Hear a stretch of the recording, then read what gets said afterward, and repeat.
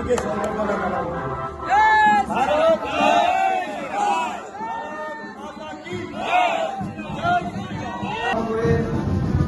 আজকে এই ভাইরাল চকে এসেছি।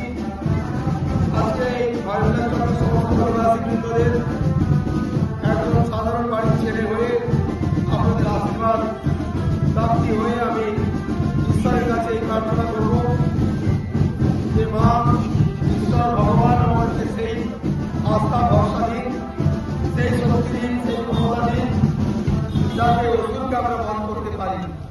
আজকে শুভ পয়লা বৈশাখ নববর্ষের শুভ সকালে আমরা সবাই মিলে সেই সংকল্প করি, সমাজকে যারা নষ্ট করতে চায়, যারা শিক্ষিত সমাজকে পথে বসাতে চায়, যারা লক্ষ লক্ষ শিক্ষিত সমাজকে পেটে লাথি মারতে চায়, যারা সমাজকে অন্ধকারে ফেলতে চায়, তাদের থেকে আপনারা সাবধান থাকুন।